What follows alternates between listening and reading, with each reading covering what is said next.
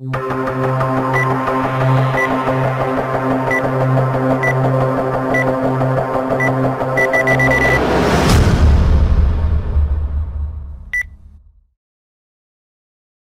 show. Today what I have is a full review of the 13-inch MacBook Pro with Retina display. So just in case you missed my unboxing video earlier, here it is again in about 15 seconds. And basically what you get in the box is a power adapter, an AC wall plug, a power cord, some manuals, some Apple stickers, and also a cleaning cloth. Oh, and of course, the MacBook Pro itself. So let's start with design. It has a height of 1.8 centimeters, a width of 31.4 centimeters, a depth of 21.9 centimeters, and it weighs approximately 3.4 pounds, so we can say 3.5 pounds. It has an aluminum unibody design, and overall the fit and finish of this product is just really good. Apple makes their notebooks feel really high-end and premium. And if you've ever touched a MacBook Pro before, then you know what I'm talking about. And as far as features go, starting on the left-hand side, we have an SD/XC card slot, we have an HDMI port, and we have a USB 3 port. On the left side, we have a MagSafe 2, 1 and 2 Thunderbolt 2 ports, a USB 3 port, a headphone jack, and we also have dual microphones on this side. Here's a look at the bottom of the Mac Pro. We have 4 rubber feet or pads, 1, 2, 3, and 4. On the bottom of this Mac Pro, you have 10 torque screws to take a look inside, and that's pretty much all you're going to be doing is looking inside, because a lot of the components inside this Mac Pro are either glued or soldered in, and that is a bad thing on Apple's part. Bad Apple. So as far as upgrading the Mac Pro by yourself goes, it's not looking good. Apple pretty much wants you to upgrade the Mac Pro when you buy it and have them do it for you right off the back and spend more money. Bad Apple. Bad Apple.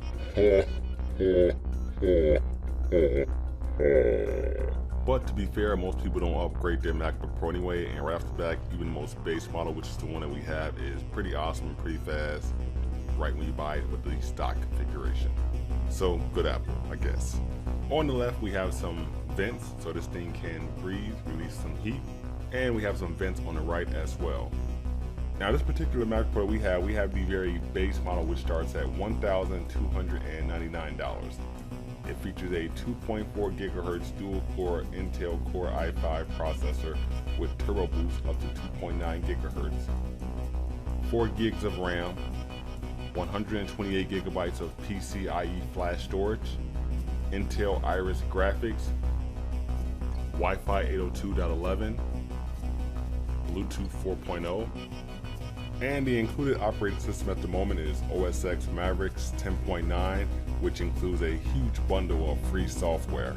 And this particular base MacBook Pro can be configured up to $1,899. But if you get the highest end 13-inch spec model, you can actually configure that one up to $2,699. So opening up the MacBook Pro, you are greeted with a very familiar layout.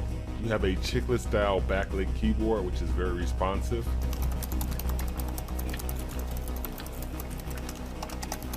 You can raise or lower the brightness of the keyboard.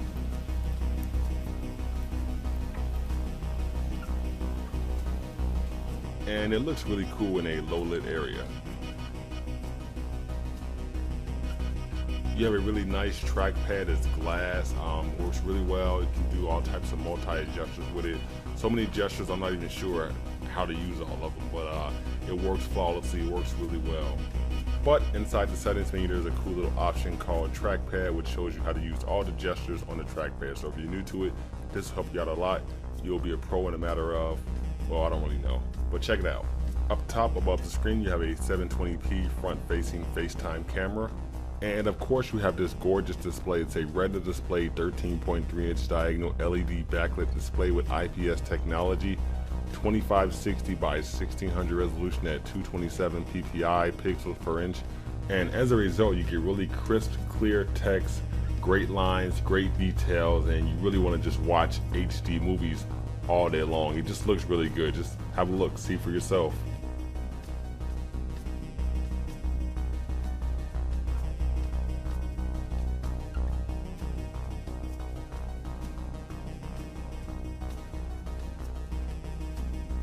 right here I have the camera pretty close to the display, and as you can see, you don't lose much detail at all, and it's just hands down one of the best looking displays on the market. It's really great for photographers and video editing. As far as performance goes, I used a few benchmarking apps to give you kind of an idea of what some real world tests might be like. So right here we have Bench, and we got a score of 595. Using Blackmagic, our write speed stayed right around 300, and our read speed stayed right around 680. Using Geekbench 2, we got a single core score of 2,200 and a multi-score of 4,418. And last benchmarking app we're going to use is Cinebench. It's going to take a look at your CPU and your GPU. It's going to show you how your system processes moving graphics and also how your system processes still high resolution pictures. Or at least give you an idea so you can do some comparisons. We got an OpenGL score of 11.12 and a CPU score of 180. And if you look in the bottom left hand corner, you can see how it stacks up against other machines. And as far as real world performance goes, I played a couple of games. The games run really smooth on this thing. I downloaded them right out of the App Store. And then also doing things like multitasking or editing in iMovie. I didn't edit in Final Cut Pro in this particular one, but I did do some editing in iMovie, some pretty heavy editing as well. And everything ran pretty well. And in this situation right here, I pretty much have every application open on the MacBook itself. And as you can see, it's still running pretty smooth. And you're probably wondering, well, how loud is the fan or how hot does it get? Well, I did some tests with it as well. Check this out. So right here with the thermometer hanging right outside the vent with 30 applications running, or right about 30 applications running, we got it up to 120 degrees. And keep in mind, that's with the thermometer right outside the vent, so it's not gonna feel nearly that hot when it's on your lap. In fact, it gets a little warm, but it doesn't feel that hot at all. Now, with the fan at full speed, our decibel reader goes all the way up to 55. Now, keep in mind, that's with the decibel reader right above the actual fan vent itself. And I still have all 30 applications still going, but standing 3 feet away, you can still barely hear the fan. And most of the time, you barely notice that it's even on. But right here, I'm pushing it to the limit for the sake of the video.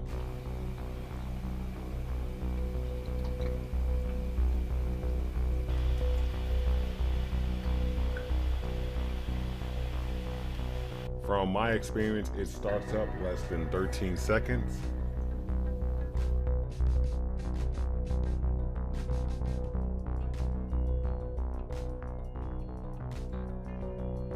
And it takes right around 17 seconds to shut completely down.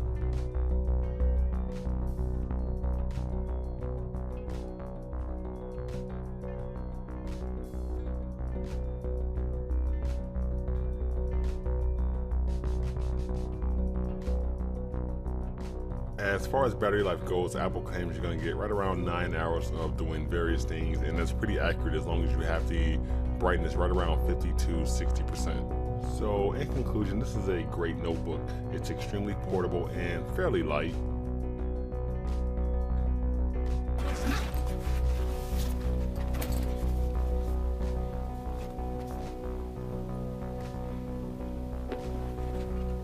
It has a MagSafe cable, so if someone runs into the cord, the entire notebook won't come down with it. It has a great screen, so reading text, watching HD videos, or looking at high resolution images is a pleasure. And if the screen is too small for you and you need a bigger real estate, you can always add an external monitor. Wireless stereo headset. Check back soon for a full review. Take care, I'll see you guys. The fit and finish of this particular notebook is really solid. There is no squeaky, plasticky sounds, unlike the plastic table that it's on.